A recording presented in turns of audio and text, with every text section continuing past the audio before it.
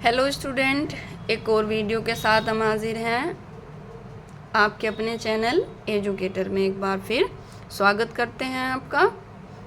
उम्मीद करते हैं आप सभी अच्छे होंगे और आपने पिछला काम कर लिया होगा। जो इससे पहले वीडियो हमने बनाई है उसमें से आपने काम ज़रूर कर लिया होगा। हम उम्मीद करते हैं आप अच्छे बच्चे हैं, या जो भी जिस भी किसी के काम का हो इसमें, वो सभी क्लास के बच्चे यहाँ से काम कर सकते हैं। 9th-10th के तो ज़रूर ही कर लें।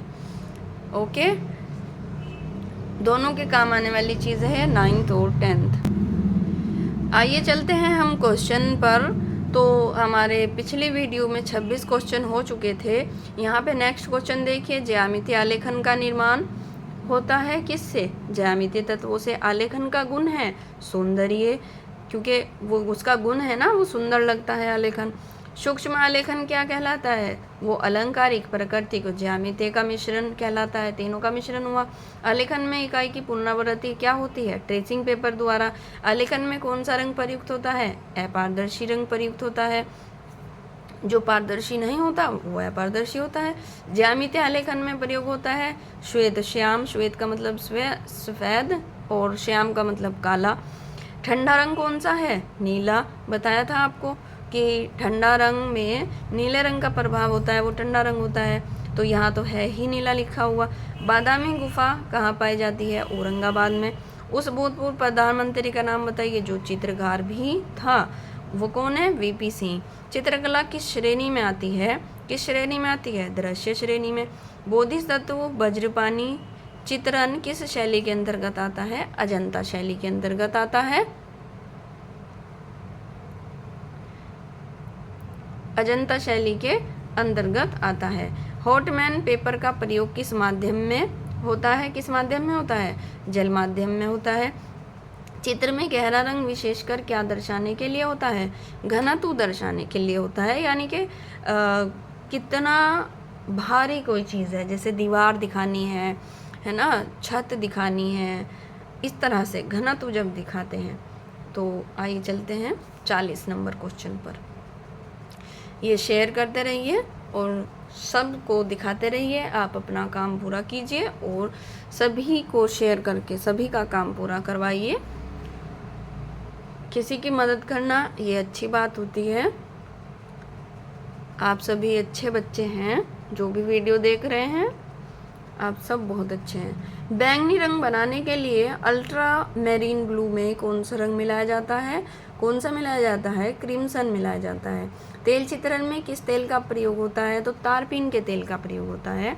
पेस्टल रंगों को चित्र में भरने का क्रम है, क्या क्रम है? पृष्ठभूमि, अग्रभूमि, मुख्य चित्र में, है ना। पहले पृष्ठभूमि जिसको आप जमीन बोलते हो, फिर अग्रभूमि जिसको मतलब जो उसकी साइड होती है, मुख्य चित्रण, फिर फूल कली पत्ती जो होती है वो मुख्य चित्रण है। पेस्टल रंगों का प्रयोग करते समय पहले भरते हैं, क्या भरते हैं? हल्के रंग भरते हैं। नेत्र तल से ऊपर का भाग कहलाता है कौन सा? पृष्ठभूमि कहलाता है। आकाश, बादल, पक्षी आदि बनाए जाते हैं पृष्ठभूमि में बनाए जाते हैं। तो नेत्र तल के से नीचे का भाग क्या कहलाता है? अग्रभूमि कहलाता है। जल रंग कैसे होते हैं? जल रंग पारदर्शी होते हैं। पेस्टल कलर होते हैं कौन से? अपारदर्शी होते हैं। ये पेस्टल कलर अपारदर्शी होते हैं। निकट स्थित पेड़ों में कौन सा रंग प्रमुखता भरा जाता है? कौन सा भरा जाता है? सेप ग्रीन भरा जाता है।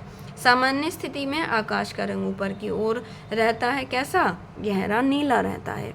जब हमें आसमान नीचे से हमें दिखाई देता है तो वो हम कैसा उसमें कलर भरते हैं? सुंदर सा गहरा नीला जो कलर होता है वो भरते हैं। सामान्य स्थिति में आकाश का रंग ऊपर की ओर गहरा रहता है। सामान्य स्थिति जो होती है जब बादल वगैरह नहीं होते हैं, जिसे साफ आसमान बोलते हैं, उसको सामान्य स्थिति कहते हैं।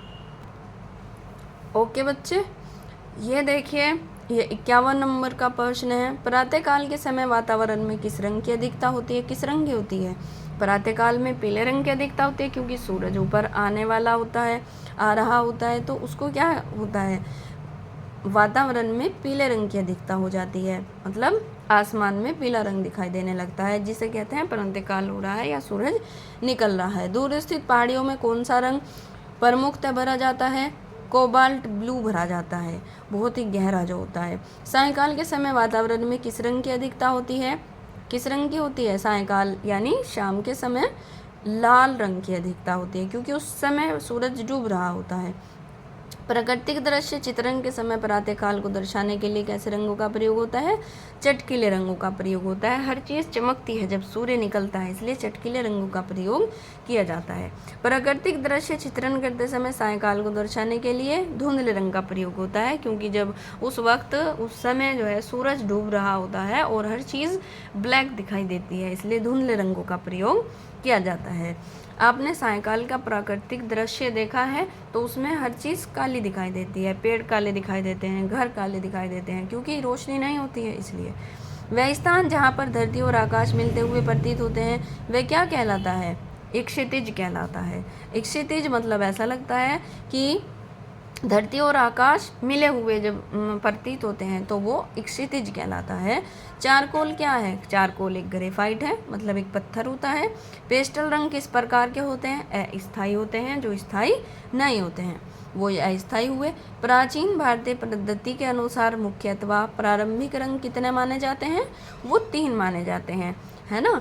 ओस्टवाल्ड के रंग चक्र में कितने रंग होते हैं? 8 रंग होते हैं ओस्टवाल्ड चक्र में। आपको पता है क्योंकि आप बचपन से बनाते आ रहे हैं। ओस्टवाल्ड चक्र में 4 रंग बनाते हैं, 8 बनाते हैं, 6 बनाते हैं, है ना। ओस्टवाल्ड के रंग चक्र में 8 रंग होते हैं। निम्न में से द्वितीय रंग कौन सा है? नारंगी रंग द्वितीय है, ये नारंगी रंग द्वितीय है। पेड़ पौधे, फूल पत्तियों, कलियों, फलों के डंठल आदि, डंठल बताया है मतलब उसकी जो डंडी होती है आदि वस्तुओं से बने आलेखन क्या कहलाते हैं? वो प्रकृति का आलेखन कहलाते हैं, क्योंकि फूल पत्ती कोई इंसान नहीं बना सकता, उसे प्रकृति ने बनाया है, इसलिए वो प्रकृति का आलेखन होता है। ओके, उम्मीद करते हैं आप बहुत अच्छे से समझ रहे होंगे। पहली वीडियो में जाकर देखें, जब ये आपके सामने आए तो पहली वीडियो ज़रूर देखें, उससे आपको समझ में आएगा कि ये प्रश्न कैसे हो रहे हैं। हरा रंग नेत्रों पर कौन सा प्रभाव डालता है? ठंडा प्रभाव डालता है, ये पिछली वीडियो में आपको बताया गया है। इंद्रधनुष में कितने रंग होते हैं? इंद्रधनुष में 7 रंग होते हैं। लाल रंग में कौन सा रंग मिलाया जाए तो वह नारंगी हो जाएगा? पीला मिलाया जाए तो वो नारंगी हो जाएगा। जल रंग का चित्र बनाने के लिए कौन सा कागज उपयुक्त होता है? हॉटमैन उपयुक्त होता है। निम्न में कौन सा रंग इंद्रधनुष में नहीं है? कौन सा रंग इंद्रधनुष में नहीं है? भूरा। नीला भी है, नारंगी है, लाल है, बट भूरा नहीं है, लेकिन भूरा नहीं है। मोनोकलर योजना किसे कहते हैं? एक रंग योजना को मोनोकलर योजना कहते हैं, जो एक ही रंग का प्रयोग करके कोई भी चित्रण बनाया जाए। उत्तर प्रदेश में राज्य ललित कला एकेडमी कहाँ है? वो लखनऊ में है। ये प्रश्न आपसे पूछे जाते हैं, ऐसा नहीं है कि ऐसे ही बताए जा रहे हैं आपको, ये प्रश्न पूछे जाते हैं। निम्न में तटस्थ रंग कौन सा है? आपको पता है, जल्दी बताइए, मेरे बताने से पहले। सफ़ेद रंग होता है। मुख्य रंग कितने हैं? मुख्य रंग 3 होते हैं, बार बार बताया जा रहा है। मुख्य रंग, प्राकृतिक रंग, गौण रंग, द्वितीय रंग, है ना। वही है मुख्य रंग, 3 रंग हैं। इनमें शीतल या ठंडा रंग कौन सा है? शीतल को ठंडा, ठंडे को शीतल कहा जाता है, तो वो हरा है, आपको पता है ना। निम्न में से कौन सा रंग गर्म है? वो लाल है। जब मनुष्य अपने विचारों भावों को चित्र द्वारा प्रकट करता है तो वह कौन सी कला कहलाती है? वो चित्रकला कहलाती है, सीधी सी बात है।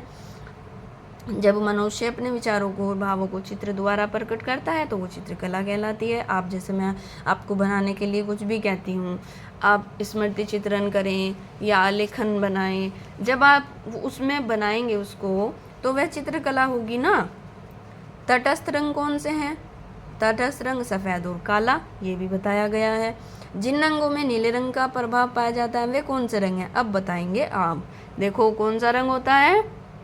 कौन सा रंग होता है? वो होता है ठंडा रंग। जिनमें नीले रंग का प्रभाव पाया जाता है वो ठंडा रंग होता है। यहाँ पे हमारे 76 प्रश्न तैयार हो चुके हैं। उम्मीद करती हूँ कि ये आपके याद हो गए होंगे बच्चों, और आपको ये कॉपी में भी लिख लिए होंगे।